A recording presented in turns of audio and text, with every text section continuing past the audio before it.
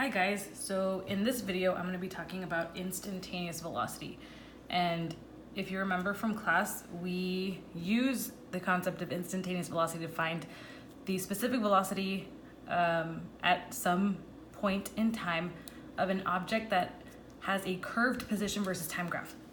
So up until last week we were working with position versus time graphs that looked pretty much like this, and what this indicates is that we are moving with a constant speed.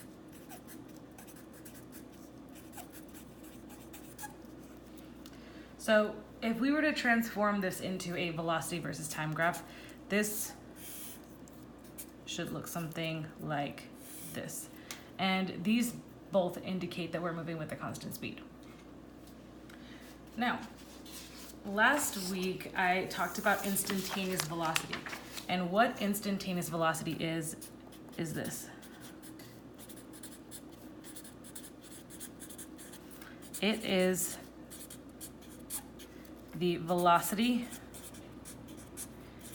at any given point in time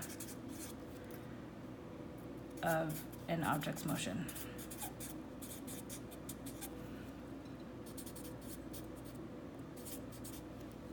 So we can even find the instantaneous velocity of this guy.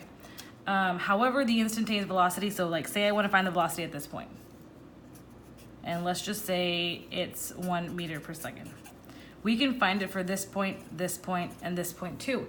But because the velocity is going to be constant, they're all going to be the same value. So all of these are going to be -1.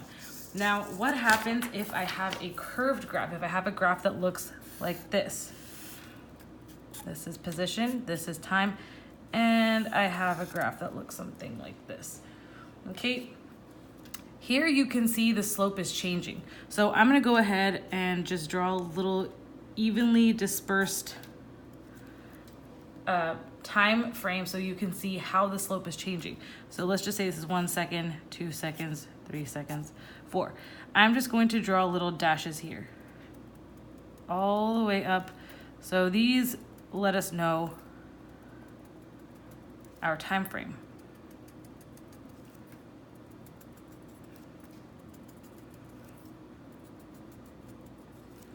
So I'm gonna get a different color marker.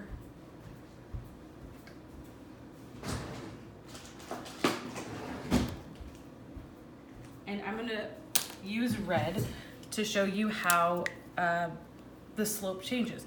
So here, whenever we find slope, we wanna take 2 points on the graph. So for this one, we'll do x1, y1, and then here, x2, y2. So here we can see the slope. We're covering a little bit of distance per second. And as I move into the second time frame, I see that that distance increases. In the third, this distance increases. And the fourth, it goes all the way past that threshold that is there. So what this lets us know is that we are covering more distance per unit time. And that tells us that we are speeding up. We are speeding up. And when we transform this into a velocity time graph, it will look like this. All right, so we're speeding up, and for this graph, I'm going to assume that we're speeding up at a constant rate. And that constant rate is going to be our acceleration. So now how do we find the instantaneous velocity of a curved graph like this? And to do that, I'm going to redraw that graph, that curved graph that we had here. So to find the instantaneous velocity, all you have to do is, say you want to find it at this point right here, and this is at time is equal to 3 seconds. So you want to find the velocity at time equals 3 seconds.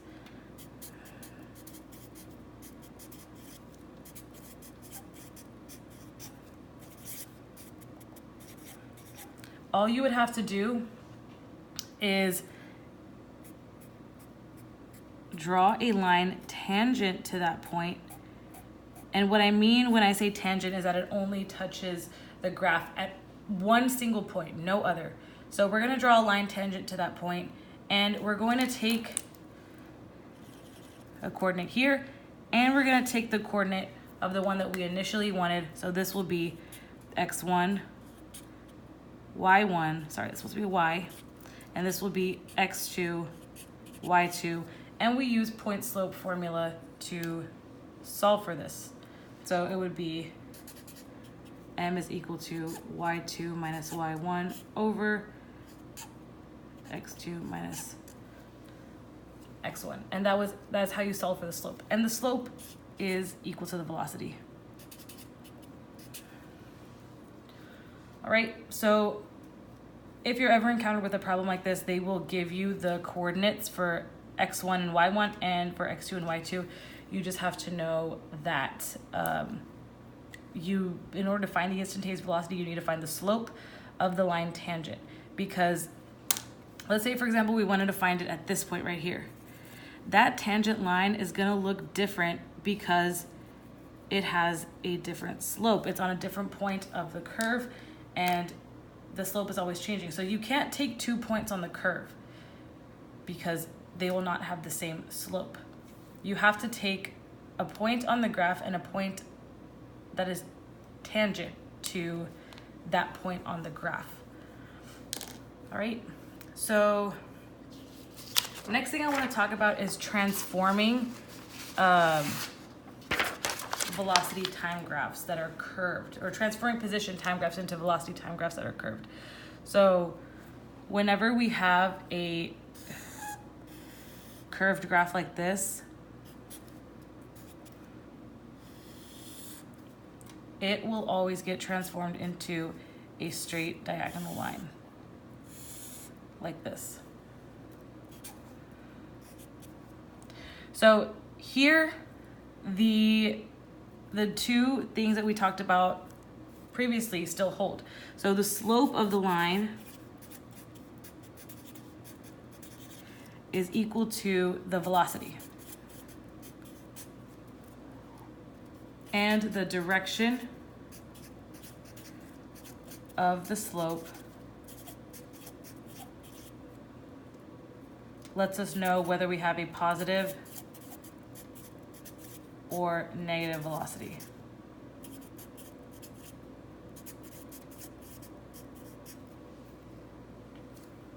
All right, so I'm going to go through this example that we did in class. This problem says a hockey player moves in a straight line along the length of the ice in a game. We measure position from the center of the rink. So what this problem wants us to do is to transform this position time graph into a velocity time graph. Okay, so I'm gonna go ahead and make this into a velocity time graph. And I'm sorry I used pen here, now I'm using Sharpie, so the contrast is like very obvious. But anyway, here's how we're gonna go about this. We're going to work in chunks, and we're going to figure out what it is that is going on. So in this chunk right here, I see that I am going in the negative direction because I have a negative slope.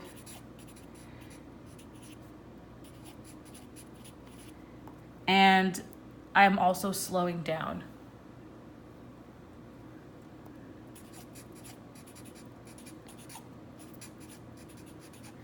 And I'm slowing down because if you look at this curve, the curve seems to get less and less steep. And then when we come back up here, it gets steeper and steeper until we get to C. So these are the two things I noticed from this chunk. Now from this chunk, I noticed that I have a positive slope.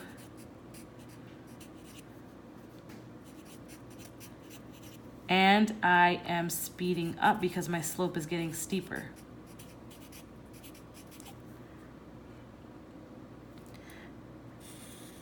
Now here, I still have a positive slope,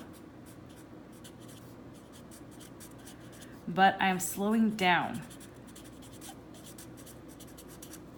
Because as you can see, this line starts to flatten out here, And here I flatline, so this lets me know that I am stopped. So now how would I draw this on a velocity time graph? This negative slope lets us know the direction of the velocity or the value of the velocity. So whenever we have a negative slope, that means we're going to have a negative velocity. So I'm going to start in the negatives. I have to start below the x-axis or below 0 because I have a negative slope starting off with. I have to be in the negative part of the velocity. So I'm going to draw a line like this, and this is going to represent this segment right here. Okay, then I change and I switch to get a positive slope, and that is how I draw this. I'm speeding up, so my value of the velocity keeps going higher and higher. As you can see, it's moving up on the y-axis, and then all of a sudden I seem to slow down here, which I'm gonna do like this, and then I stop. And that is how I indicate this. So here, being beneath the x-axis lets me know that I had a negative slope on my position versus time graph.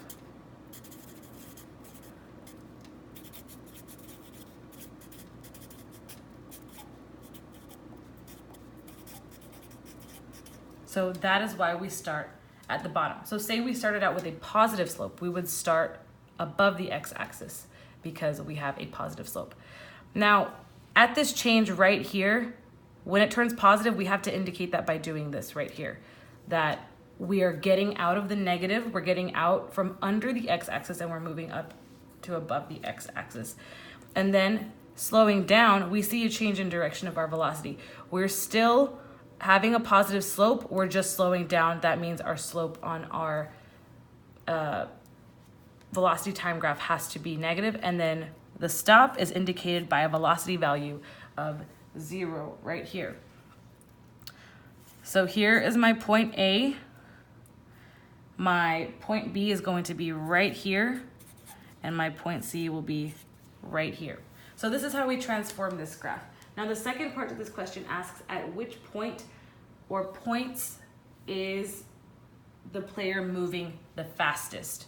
So all we have to do is on this graph, we have to look for where the slope is the steepest. And on this graph, we have to look at where the y coordinate is the highest. So the slope is the steepest on this graph at point B. The y coordinate is the highest at point B on this graph. So the correct answer is point B. Point B is where the motion is the fastest.